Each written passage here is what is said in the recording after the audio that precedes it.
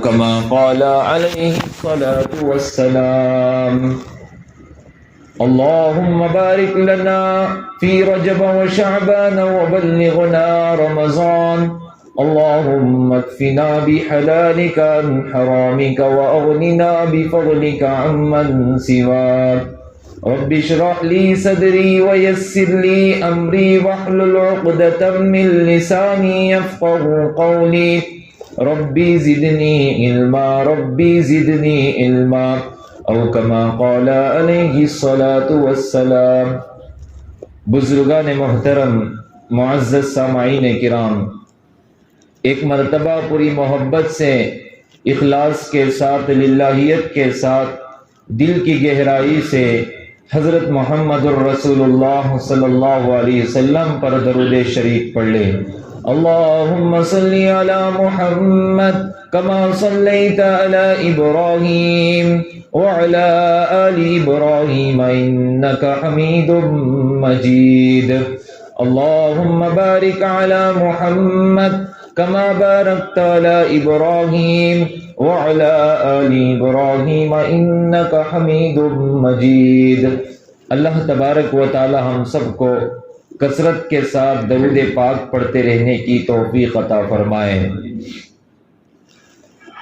ارباب حکومت سے کہہ دو یہ عزم کیا ہے ہم سب نے، ارباب حکومت سے کہہ دو یہ عزم کیا ہے ہم سب نے، جو حق کے مقابل آئے گا ہم اس کو مٹا کر دم لیں گے۔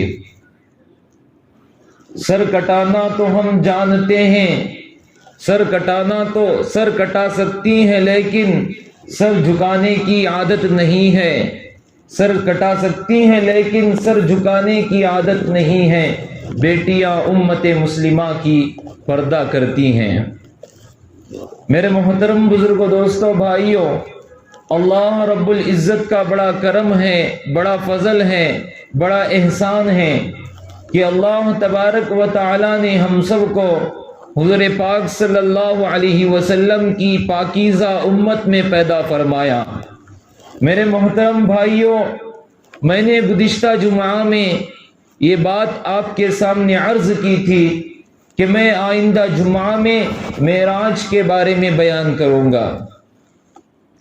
میرے بھائیوں، معراج کے بارے میں بیان دینے کے لیے اور بھی بہت زیادہ وقت ہے، 2-3 جمعہ اور بھی باقی ہیں، لیکن اس سے پہلے ہم سب کو یہ بات جان لینی چاہیے کہ حالات پر ہم کچھ نہ کچھ یاد رکھنا چاہیے کہ اس دنیا میں کیا چل رہا ہے، اس دنیا کے اندر کیسے کیسے پروپیگنڈے چل رہے ہیں، اس دنیا میں مسلمانوں کو داغدار بنانے کی کوششیں کی جا رہی ہیں، اس دنیا میں مسلمانوں کو ذلت و خوار کرنے کی کوشش کی جا رہی ہے۔ میرے بھائیوں، مسلمانوں پر ہی نہیں بلکہ ان کے دین پر، ان کے اسلام پر، ان کے عزت پر کیچڑ اچھالا جا رہا ہے۔ ہمیں اب تک پتہ نہیں ہے کہ اس دنیا کے حالات، اس دنیا میں کیا ہو رہا ہے اور کیا چل رہا ہے، ہم کہاں بیٹھے ہوئے ہیں۔ میرے بھائیوں، بزرگوں، دوستوں، اسی کی مناسبت سے میں آپ کے سامنے حالات کے عنوان پر بیان کرنے کے لیے حاضر ہوا ہوں۔ میرے بھائیوں، اسی حالات کے عنوان پر ہمیں جاننا اور اسے یاد رکھنا اور اس پر عمل کرنا ہماری ذمہ داری ہے، اور اس پر ہم اپنی جان دینا ہماری ذمہ داری ہے۔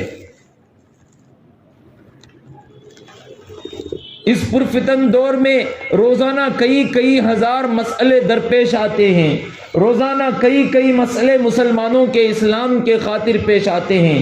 کہیں پردے کے خلاف اٹھایا جاتا ہے، کہیں طلاق کے خلاف اٹھایا جاتا ہے، کہیں مسجدوں کی اذانوں پر پابندی لگائی جاتی ہے، کہیں امام صاحبوں پر تہمت لگائی جاتی ہے، کہیں مؤذن صاحبوں پر تہمت لگائی جاتی ہے، کہیں مسجدوں کو اجاڑا جاتا ہے، کہیں مسجدوں کو شہید کیا جاتا ہے، کہیں مسلمان بچیوں کی عزت پر داغدار کیا جاتا ہے، یہاں تک کہ مسلمان بچیوں کو اپنے حوالے کر لیا جاتا ہے اور ان کو ان کے جسم پر استعمال کیا جاتا ہے، اور استعمال کر کے ان کے حاملہ ہو جانے کے بعد ان کو یوں ہی چھوڑ دیتے ہیں کہ نہ ان کا کوئی در ہوتا ہے نہ ان کا کوئی گھر ہوتا ہے۔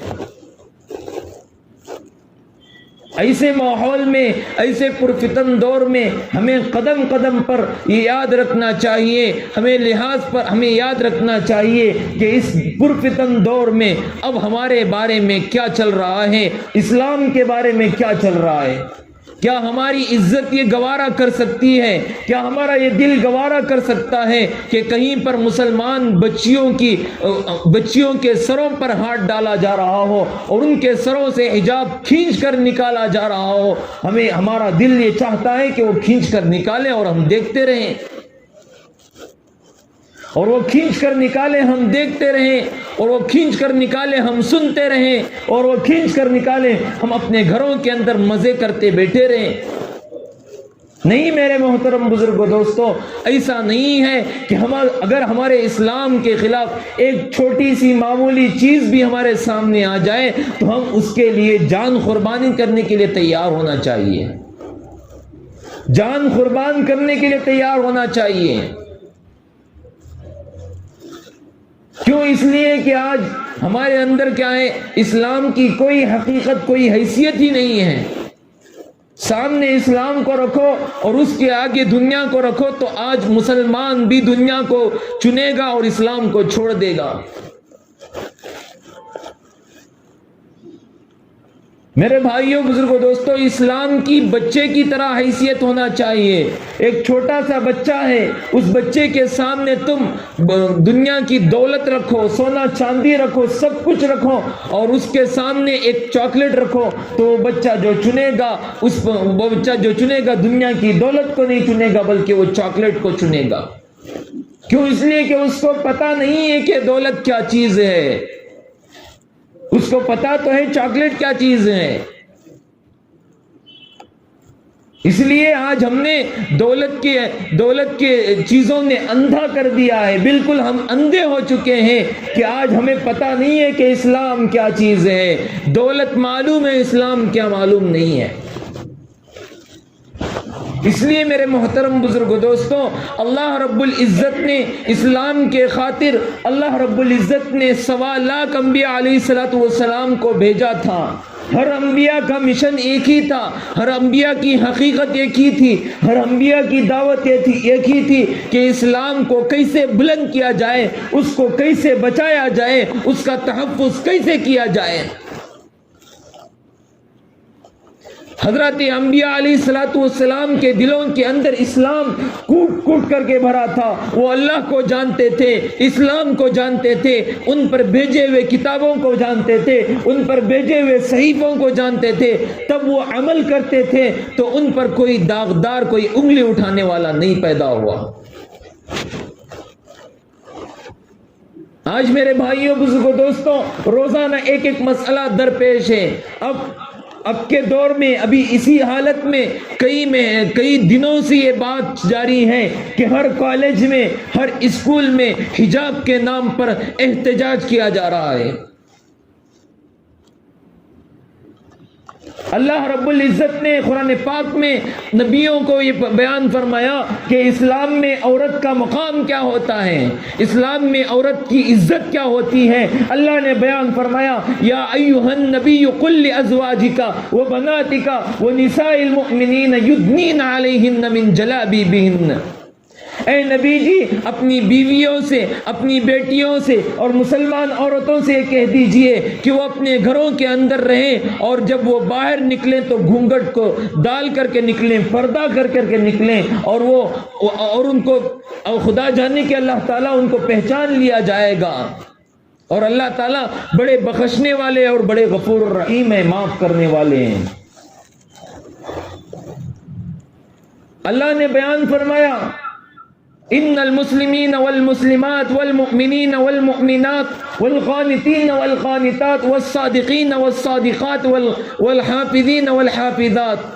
اللہ نے قرآن پاک میں دونوں کو برابر رکھا، عورت کو بھی برابر رکھا، مرد کو بھی برابر رکھا، اور اللہ تعالیٰ نے بیان فرمایا کہ عورت کا مقام علیحدہ ہے، مرد کا مقام علیحدہ ہے، لیکن جب وہ نماز پڑھتا ہے اور جب وہ نماز پڑھتی ہے، وہ جب عبادت کرتا ہے اور وہ جب عبادت کرتی ہے تو دونوں میں کوئی الگ تلگ نہیں ہے، دونوں برابر ہیں۔ تو فجر کی نماز مسجد میں پڑھ رہا ہے اور تیری بیوی گھر کے اندر فجر کی نماز ادا کر رہی ہے، تو دونوں کو تم سمجھو گے کہ دونوں کو علیحدہ علیحدہ ثواب ہے؟ نہیں میرے بھائیو بزرگوں دوستو، دونوں کو ایک ہی طرح کا ثواب ہے۔ اللہ نے عبادت کے معاملے میں عورت کو مرد کو علیحدہ علیحدہ نہیں کیا، بلکہ ان کے مقام کو برقرار رکھا۔ جب بیٹی پیدا ہوتی ہے تو گھر کے اندر کیا کیا جاتا ہے؟ پچھلے زمانے میں زمانے جاہلیت میں اس کو سیاہ سمجھا جاتا تھا، اور اس کے دوست ہوتے تھے اس کے ساتھ میں، جب اس کو گھر کے اندر بیٹی کے آنے کی خوشخبری دی جاتی تو اس کا رنگ سیاہ ہو جاتا اور اس کے دوست اس کو تھوکتے اور اس کی جگہ سے دور ہو جاتے تھے۔ میرے بھائیوں بزرگوں دوستو، امام جوزی رحمت اللہ علیہ اپنی کتاب میں لکھتے ہیں کہ بیٹی جب پیدا ہوتی تھی، پیدا ہونے کے بعد اس کو پالا جاتا تھا، اس کو پوسا جاتا تھا، اس کو پالنے کے لیے اس بچی کو کیا کر دیا جاتا تھا؟ ایک الگ قسم کے کپڑے پہنائے جاتے تھے، اور اس کو اونٹ بکریاں گائیں چرانے کے لیے اسے دور دراز بھیج دیا جاتا تھا۔ جب اس کو بیٹی کی ضرورت نہیں ہوتی تھی، اس کو بیٹی کی ضرورت نہیں پڑتی تھی، تو اس کو 6 سال کیا کیا جاتا تھا؟ پالا جاتا تھا، پوسا جاتا تھا، اسے 6 سال کی پرورش کی جاتی تھی۔ جب اس کو زندہ دفن کرنے کی باری آتی تو اس کا باپ کیا کہتا کہ بیٹا، اس کی بیوی سے کہتا کہ تمہاری بیٹی کو کیا کر دو، نہلا دو اور اسے اچھے کپڑے پہنا دو، تاکہ وہ اپنے نانا نانی دادا دادی کو مل کر آئے، اپنے رشتہ داروں کو مل کر آئے۔ جب وہ کپڑے پہنا کر اس کو نہلا دیا جاتا تھا، صاف ستھرا کر دیا جاتا تھا، تو وہ اپنے رشتہ داروں سے مل کر آتی، وہ بچی کو ملا کر لے کر آتا، جنگل میں لے کر جاتا اور اس میں گڑھا کھودتا اور اس کی خبر کھودتا، اور بیٹی سے کہتا کہ بیٹی اس میں ذرا دیکھ تو کیا ہے، تو بیٹی اس میں جھانکتی تو اس کو پیچھے سے دھکیل دیا جاتا تھا، اسے زندہ دفن کر دیا جاتا تھا۔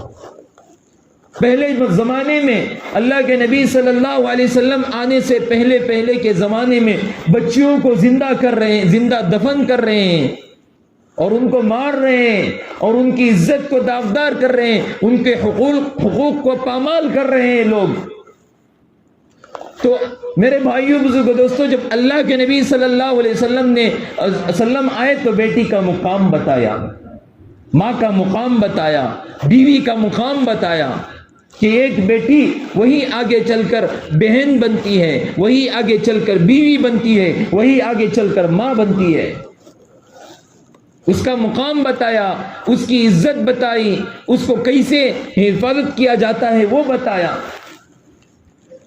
اللہ کے نبی صلی اللہ علیہ وسلم فرماتے ہیں، حضرت ابو ہریرہ رضی اللہ تعالی عنہ کی روایت ہے کہ جس گھر کے اندر 2 بیٹیاں پیدا ہوں، جس گھر میں 2 بیٹیاں پیدا ہوں اور اس کی صحیح تربیت کرے، اس کی صحیح پرورش کرے، اس کو اچھی طرح سے تربیت دے، اور وہ جب بالغ ہو جاتی ہیں تو اس کو اچھے اخلاق والے خاوند کا انتظام کرے، تو اللہ کے نبی صلی اللہ علیہ وسلم فرماتے ہیں وہ اور میں جنت میں داخل ہوتے وقت میری 2 انگلیاں جس طرح آپس میں ملی ہوئی ہیں اس طرح ہوں گے۔ ان دونوں بیٹیوں کا باپ اور اللہ کے نبی صلی اللہ علیہ وسلم دونوں اس طرح، یہ 2 انگلیاں جس طرح ہیں اس طرح ہوں گی۔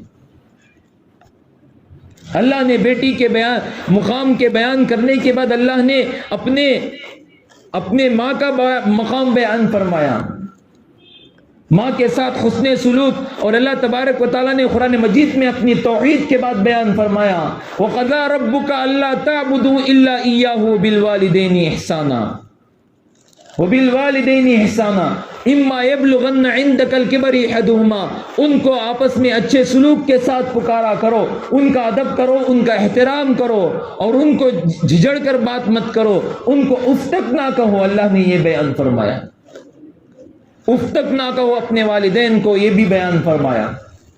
اللہ کے نبی صلی اللہ علیہ وسلم کے خدمت میں ایک صحابی حاضر ہوئے اور عرض کرنے لگے، اے اللہ کے نبی، ہم میں سے سب سے بہترین شخص کون ہے؟ ہم میں سے سب سے اچھا ایمان والا شخص کون ہے جس کی ہم حسن سلوک کریں، جس کا ہم حسن سلوک کریں؟ اللہ کے نبی صلی اللہ علیہ وسلم نے فرمایا کہ تمہاری ماں۔ پھر اس نے پوچھا کہ پھر کون؟ پھر اس نے کہا کہ تمہاری ماں۔ پھر اس نے پوچھا کہ پھر کون؟ پھر اس نے کہا کہ تمہاری ماں۔ پھر اس نے پوچھا کہ پھر کون؟ تو اللہ کے نبی صلی اللہ علیہ وسلم نے فرمایا کہ تمہارا باپ۔ 3 مرتبہ تمہاری ماں کہنے کی ضرورت کیا تھی اللہ کے نبی صلی اللہ علیہ وسلم کو؟ ایک ہی مرتبہ کہہ دیتے، ایک ہی مرتبہ کے بعد باپ کا مقام بتا دیتے، 3 مرتبہ کہنے کی ضرورت کیا تھی؟ اللہ کے نبی صلی اللہ علیہ وسلم کو معلوم تھا کہ ماں کا مقام کیا ہوتا ہے۔ پوری دنیا کے اندر تم جب اپنے دنیا میں جب آ گئے، تم بڑے ہو گئے، تم اپنے ماں باپ کا حق ادا کرنا چاہتے ہو تو تم ان کے ایک دودھ، ان کے ایک آہ کا حق ادا نہیں کر سکتے، ایک قطرے کا دودھ کا حق ادا نہیں کر سکتے۔ اللہ نے اتنا مقام دیا والدین کو۔ اور آگے اللہ رب العزت نے بیان فرمایا کہ تم اپنے اہل و عیال کے ساتھ کیا کرو؟ حسن سلوک کا معاملہ کرو۔ اہل و عیال مطلب اپنی بیوی کے ساتھ نرم مزاجی کا معاملہ کرو، اپنی بیوی کے ساتھ اچھی مزاجی کا معاملہ کرو۔ تو یورپی کلچر نے، امریکہ والوں نے اور یہودیوں نے اور سازش گردوں نے آج کل کے دور میں اسلام کو داغدار بنایا، اور کہا جاتا ہے کہ اسلام میں عورت کا کوئی مقام نہیں ہے، ان کو آزادی نہیں دی جاتی، بلکہ یورپ میں ایسا ہی کیا۔ وہاں پر عورتوں کو بہکایا گیا، وہاں پر عورتوں کو پسلایا گیا، اور ان کو بڑے بڑے پیمانے دکھائے گئے کہ تم آزادی سے گھروں سے باہر نکل جائیں گی، گھروں سے باہر نکلیں گی تو تمہارا نام اتنا بڑا لکھا جائے گا، تمہارا نام اتنا کیا جائے گا، تم کو اونچا کیا جائے گا، تم کو بلندی پر لے کر جایا جائے گا۔ میرے بھائیوں، کروڑوں لڑکیاں گھروں سے باہر نکلیں، گھروں سے باہر نکلنے کے بعد اسلامی کلچر کو چھوڑا اور دینی کلچر کو چھوڑا اور یہودیوں کے کلچر کو جب پکڑا تو وہاں سے کچھ لوگوں کی عورتوں نے کیا کیا؟ اپنے لیے عہدہ بنا لیا۔ کوئی کمپنی کے اندر کام کر رہا ہے، کوئی حکومت کی پاسداری کر رہا ہے۔ کئی کروڑ لوگوں میں، لاکھوں لوگوں میں سے کچھ لوگوں کو مقام ملا اور کچھ عورتوں کو ایسے ہی چھوڑ دیا گیا۔ میرے بھائیوں، بزرگوں، دوستوں، میں یہ کہنا چاہتا ہوں کہ آزادی کے نام پر ان کو داغدار بنایا جا رہا ہے، ان کے کپڑے کو اتار کر ان کے جسم کو بیچا جا رہا ہے، ان کے کپڑے کو اتار کر ان کے جسم کو دکھا کر لوگوں میں ہوس پیدا کی جا رہی ہے۔ یہ آزادی کا مقام نہیں ہے۔ اسلام نے جو آزادی کا مقام دیا ہے وہ الگ مزاج ہے اور یہ الگ مزاج ہے۔ جیسا کہ اللہ کے نبی صلی اللہ علیہ وسلم نے اپنی بیٹی اور اپنی ماں، اپنی بیوی کے ساتھ حسن سلوک کرنے کا معاملہ کیا، یہ اسلام نے ہی دیا ہے، بلکہ غیروں نے، کسی مذہب نے نہیں دیا۔ میرے بھائیوں، اسلام کے اندر حجاب کرنا، پردہ کرنا ضروری ہے۔ اللہ کے نبی صلی اللہ علیہ وسلم نے فرمایا کہ با حیا عورت جنت میں سے ہے، جنت والی ہے۔ الحیاء من الایمان، حیا ایمان میں سے ہے، والحیاء من الجنہ، اور حیا ایمان والے جنت میں ہیں۔ من الجفا، اور بے حیائی، بدی برے کام میں ہے، برے کاموں میں ہے، اور بدی جہنم میں سے ہے، بے پردگی جہنم میں سے ہے۔ اس لیے میرے بھائیو، بزرگوں، دوستو، اپنے گھروں کی، چاہے وہ بوڑھی عورت ہو، چاہے وہ نوجوان عورت ہو، چاہے وہ لڑکی ہو، جب بچی بالغ ہو جائے تو اس وقت سے بچیوں کے اندر پردہ کرانے کی کوشش کریں۔ آج اسکولوں کے اندر، کالجوں کے اندر بے پردگی کو عام کیا جا رہا ہے۔ کیوں؟ اس لیے کہ وہاں پر بے پردگی ہو، اور بے پردگی سے جب ان کے اندر ہوس پیدا ہوگی، ان کی صورت کو دیکھا جائے گا اور اسے تصور کیا جائے گا کہ مسلمانوں کی لڑکیاں ایسی ہوتی ہیں، اس طرح ہوتی ہیں، بہت خوبصورت ہوتی ہیں، اس طرح سے ان کے اندر بڑے بڑے خیالات، برے خیالات، ایسے خیالات سے ان کو شیطان حاوی کرے گا کہ وہ لڑکیاں ان کے باتوں میں پھسل جائیں گی، ان کی باتوں میں پھسل کر ان کے ساتھ میں اپنی زندگی گزر بسر کریں گی، ان کے ساتھ میں اپنی زندگی گزاریں گی۔ آج ہزاروں لڑکیاں ایسی موجود ہیں، ہزاروں لڑکیاں ہندوستان کے اندر، ہزاروں لڑکیاں موجود ہیں جو غیروں کے ساتھ اپنی بیاہ کیے ہوئے ہیں۔ ہزاروں لڑکیاں موجود ہیں۔ آپ دیکھیں گے کرناٹک کی آپ تاریخ اٹھا کر کے دیکھیے کہ 2020 کے اندر کتنی لڑکیاں غیر مسلموں کے ساتھ بھاگی ہیں۔ کتنی لڑکیاں ہیں جو غیر مسلم، یہ کس وجہ سے؟ بے پردگی کی وجہ سے، بے حیائی کی وجہ سے اور بے توجہی کی وجہ سے، جن کے ماں باپ ان کو توجہ ہی نہیں دیتے۔ کرناٹک کا تو چھوڑو، اپنی ہنور کی ہسٹری اٹھا کر کے دیکھ لو کہ کتنی لڑکیاں غیروں کے ساتھ شادی ہوئی ہیں۔ کیوں؟ اس لیے کہ یہ بے پردگی میں تھے اور یہ بے حیائی میں تھے، ان کے ماں باپ ان کی نگرانی نہیں کرتے تھے، ان کے ماں باپ ان پر توجہ نہیں دیتے تھے، اسی وجہ سے ہم پر یہ ذلت طاری ہو رہی ہے۔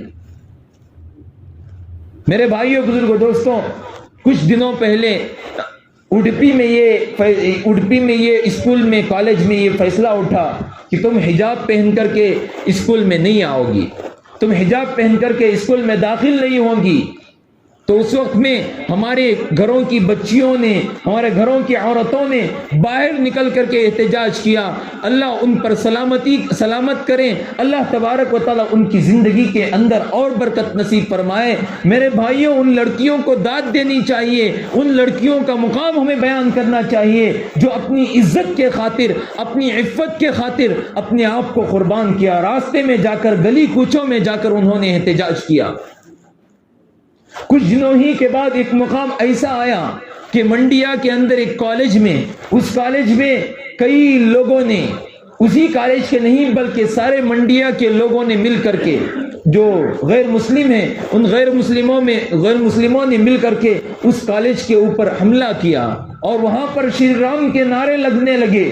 جب شری رام کے نعرے لگے اور اس کے بعد اس بچی نے، اس کو پتہ ہی نہیں تھا، مسکان خان جس کا نام ہے، اس کو پتہ ہی نہیں تھا کہ یہاں پر احتجاج ہو رہا ہے، یہاں پر حجاب کے خلاف احتجاج کیا جا رہا ہے، اس بچی کو پتہ ہی نہیں تھا۔ جب وہ بچی اس کالج کے اندر داخل ہوئی، حجاب پہن کر کے، برقع پہن کر کے داخل ہوئی، پردہ کر کر کے داخل ہوئی، اس بچی کو کروڑوں سلام ہو کہ ہم داد دیتے ہیں کہ اس بچی کی ہمت پر، اس بچی کی جرأت پر ہم داد دیتے ہیں کہ اس نے اتنی جرأت بازی کا کام کیا۔ آج ہم ہیں کہ اپنے کھانے پینے میں، اپنے اوڑھنے سونے میں اور اپنے بستروں میں لپیٹے ہوئے بیٹھے ہوئے ہیں اور ہمارے اندر کوئی کام، کوئی خسر نہیں باقی ہے۔ وہ بچی جب کالج کے اندر داخل ہوئی تو اس کے سامنے اس کا دوپٹہ پکڑ کر کے شری رام کے نعرے لگانے کا کیا کیا، اس کو فورس کیا، اس کو کیا فورس کیا کہ شری رام کا نعرہ لگاؤ۔ تو وہ بچی ہمت کے ساتھ اللہ کا نام لیتے ہوئے، اللہ اکبر کہتے ہوئے کالج کے اندر حجاب پہنتے ہوئے داخل ہوئی، حجاب پہنتے ہوئے داخل ہوئی۔ جب یہ ویڈیو لوگوں میں عام ہوا، لوگوں میں شیئر کیا جا رہا تھا، تو یہ ویڈیو جمعیت پر بھی پہنچا، جمعیت کے لوگوں پر بھی پہنچا۔ جب جمعیت العلماء کے لوگوں نے اس بات کو دیکھا، اس ویڈیو کو دیکھا، تو اس بچی کو انعام میں 5 لاکھ روپے نقد دیے۔ کیوں؟ اس لیے کہ اس طرح کی جرأت پورے مسلمانوں کی بیٹیوں کے اندر آنی چاہیے، اس طرح کی جرأت پورے مسلمانوں کے لڑکیوں کے اندر آنی چاہیے، لڑکوں میں بھی آنی چاہیے۔ جو ہمارے اسلام پر ہاتھ اٹھائے گا، جو ہمارے دین پر ہاتھ اٹھائے گا، ہم اسے کبھی بھی نہیں چھوڑیں گے۔ اب یہاں پر ہندو مسلم کی بات نہیں ہو رہی، بلکہ بات یہ ہو رہی ہے کہ ہمارے اسلام پر کوئی ہاتھ نہ اٹھائے، ہمارے اسلام پر کوئی بات نہ اٹھائے۔ ماشاءاللہ بہت سارے ہندو لوگ ایسے ہیں جو ہمارے ساتھ اچھی تعلق رکھتے ہیں، اچھا تعلق رکھتے ہیں، محبت کا تعلق رکھتے ہیں، لیکن ان کو ہمارے لیے کوئی دقت نہیں، ہمارے سے کوئی تکلیف نہیں ہے۔ جو لوگ ہمارے اوپر خلاف کرتے ہیں، ہمارے اسلام کو داغدار بناتے ہیں، ہم کو ان سے تعلق ہے۔ کیا تعلق ہے؟ ان سے یہی تعلق ہے کہ وہ ہمارے اسلام کے بارے میں بولنا چھوڑ دیں۔ اللہ تبارک و تعالیٰ قرآن پاک میں بیان فرماتا ہے کہ تم غیروں کے معبودوں کو برا بھلا مت کہو، تم غیروں کے معبودوں کو برا بھلا مت کہو، اس لیے کہ وہ تمہارے معبودوں کو کیا کہیں گے؟ برا بھلا کہیں گے، وہ تمہارے معبودوں کو برا بھلا کہیں گے۔ اس لیے میرے بھائیوں، جو بھی کام ہے، وہ پوجا کر رہے ہیں، وہ جو کچھ بھی کر رہے ہیں، جس بارے میں کر رہے ہیں، جو کچھ بھی پوجا پاٹ کر رہے ہیں، اس کے بارے میں ہمیں برا بھلا نہیں کہنا ہے، ہمیں اسے خاموش رہ لینا چاہیے۔ جہاں کہیں بھی وہاں پر بتیں دکھے، مندر دکھے، تو ہمیں کیا کر لینا چاہیے؟ قل یا ایھا الکافرون، سورۃ الکافرون پڑھ لینی چاہیے، سورۃ الکافرین پڑھ لینی چاہیے۔ اور اس کے خلاف نہیں بولنا چاہیے، تاکہ وہ ہمارے اللہ کے بارے میں کچھ بھی نہ بولیں۔ اسی وجہ سے اللہ نے قرآن پاک میں بیان فرمایا، تو وہ ہمارے بارے میں نہیں بول رہے، ہم ان کے بارے میں نہیں بولیں گے، تو ہمارے اندر بھی انڈرسٹینڈنگ ہوگی، ان کے اندر بھی انڈرسٹینڈنگ ہوگی۔ اگر وہ لوگ ہمارے بارے میں بولیں گے تو ہم ان کے بارے میں نہیں بولیں گے، اس کے برخلاف آواز نہیں اٹھائیں گے، بلکہ جو اسلام کے خلاف آواز اٹھا رہا ہے اس کے خلاف آواز اٹھائیں گے کہ ہمارا حجاب، ہمارا پردہ اسلام کے اندر ایک عزت رکھتا ہے، ایک طاقت رکھتا ہے، اور اس سے کیا ہوتی ہے، ہمارے اندر حیا پیدا ہوتی ہے، اس کے اندر حضرت عثمان غنی رضی اللہ تعالی عنہ جیسا جز پیدا ہوتا ہے۔ اس لیے میرے بھائیو بزرگوں دوستو، حجاب کے خلاف ہمیں آواز اٹھانی چاہیے، حجاب کے خلاف کیا آواز اٹھانی چاہیے، ہمیں جا کر کے FIR درج کرانا چاہیے کہ جو لوگ بھی اس کے خلاف آواز اٹھا رہے ہیں، اس کے خلاف جو لوگ بھی آواز اٹھا رہے ہیں، ہم اس کے خلاف ہیں۔ ہم اس پردے کو بند نہیں کرنا چاہتے، اس حجاب کو بند نہیں کرنا چاہتے۔ آپ بھی جا کر کے درج کرائیں، اس لیے کہ کل قیامت کے دن آپ کا بھی نام ان لوگوں میں شامل ہوگا جو اسلام کو بچانے کے لیے، اسلام کا تحفظ کرنے کے لیے آپ نکل پڑے تھے۔ آپ اگر اسی معاملے میں شہید ہو، اسی معاملے میں آپ کی زندگی چلی گئی، اسی معاملے میں آپ کو جان دینی پڑی، تو آپ شہیدوں کے درجے میں لکھے جاؤ گے۔ میرے بھائیو بزرگوں دوستو، آپ جان لیں اس بات کو کہ حجاب ہمارے لیے اسلام میں شعار ہے، اسلام کی یہ ہیبت ہے، اسلام کی یہ عزت ہے، اس کی عزت ہمیں کرنی چاہیے اور اس کی حفاظت بھی ہمیں کرنی چاہیے۔ ہم اپنی بیٹیوں کو، اپنے بچیوں کو کیا کریں، اپنے گھر کی عورتوں کو، اپنے گھر کی بوڑھی عورتوں کو، سب کو ہمیں پردہ کرنے کی کوشش کرانا چاہیے، تاکہ ان کے اندر حیا پیدا ہو جائے، ان کے اندر عزت پیدا ہو جائے، ان کو دیکھ کر کوئی یہ نہ کہے کہ یہ بے حیا عورت ہے، ان کو دیکھ کر کوئی یہ نہ کہے کہ یہ بے حیا لڑکی ہے۔ اس لیے میرے بھائیو بزرگوں دوستو، اس کے خلاف آواز اٹھائیں اور پردے پر عمل کرنے کی کوشش کریں۔ گھروں کے اندر اپنی بچیوں کو پردہ کرانے کی کوشش کریں، اپنی عورتوں کو پردہ کرانے کی کوشش کریں۔ اگر ہم پردہ نہیں کریں گے، اگر ہمارے گھروں کی عورتوں کو پردہ نہیں کیا جائے گا، تو ایک دن ایسا آئے گا اللہ اس بے حیائی کی وجہ سے ہمارے اوپر عذاب نازل کر دیں گے، ہمارے اوپر کیا کر دیں گے، عذاب نازل کر دیں گے۔ اسی لیے میرے بھائیو بزرگوں دوستو، یہی بے پردگی کی وجہ سے ہمارے مسلمانوں کے اندر دین چلا جا رہا ہے۔ 14 فروری کو کیا آنے والا ہے آپ کو پتا ہے؟ 14 فروری کو ویلنٹائن ڈے مناتے ہیں، یوم محبت کا دن مناتے ہیں۔ کون مناتے ہیں؟ یہودی مناتے ہیں، عیسائی مناتے ہیں، غیر مسلم مناتے ہیں۔ مسلمانوں کے اندر کوئی اس کی حدیث بھی نہیں ہے، کوئی اس کی ہسٹری بھی نہیں ہے، اور اسلام میں محبت کا دن منانا جائز بھی نہیں ہے، محبت کا دن منانا جائز بھی نہیں ہے۔ میرے بھائیو، یورپ میں اور امریکہ میں 1700 میں اس کو منایا جاتا تھا۔ وہاں کی لڑکیوں کو خریدا جاتا تھا اور ان کے ساتھ محبت کا نام لے کر کے ان کو داغدار کیا جاتا تھا، اور اس دن پورے کلبز کھلے ہوتے تھے، اور اس دن بے حیائی اور بے پردگی اور زناکاری عام ہوتی تھی۔ آج بھی وہی چل رہا ہے۔ آج تو میرے بھائیو بزرگوں دوستو، وہ ان لوگوں میں پہلے تھا، آج ہمارے مسلمان لڑکوں اور لڑکیوں میں بھی موجود ہے۔ کچھ ایسے لڑکے اور لڑکیاں ہیں جو ہمیشہ اس کام کو کرنے میں دخل دیتی ہیں۔ لڑکے بھی ہیں، دخل دیتے ہیں، محبت کے نام پر اپنے فون کے اندر اسٹیٹس ڈالتے ہیں، اپنے واٹس ایپ کے اندر بھیجتے ہیں، ایک دوسرے کو بھیجتے ہیں، محبت کے نام پر، ویلنٹائن ڈے کے نام پر۔ یہ اسلام کے اندر کوئی اجازت نہیں دیتا کہ تم ویلنٹائن ڈے مناؤ۔ وہ لوگ اس طرح مناتے ہیں جیسے وہ عید کا دن کی طرح ہوتا ہے، اس طرح مناتے ہیں۔ آج ہمارے اللہ رب العزت نے ہمارے لیے 2 عیدیں ایسے مقرر عطا کی ہیں، ان عیدوں کو چھوڑ کر کے، ان عیدوں کی انتظار کرنا چھوڑ کر کے ہم کیا کر رہے ہیں؟ غیروں کی عیدوں میں شامل ہو کر کے غیروں کے تہواروں کو اپنائے ہوئے ہیں۔ کیا مسلمان اللہ کے نبی صلی اللہ علیہ وسلم کو غیروں کے عید منانے کی دعوت دیتا ہے؟ کیا نبی صلی اللہ علیہ وسلم نے کبھی صحابہ کو دعوت دیا؟ کبھی انبیاء علیہ الصلوۃ والسلام کو اللہ تبارک و تعالیٰ نے دعوت دیا کہ غیروں کے ساتھ تم کیا کرو، ان کی عیدوں کے ساتھ مل کر عید مناؤ؟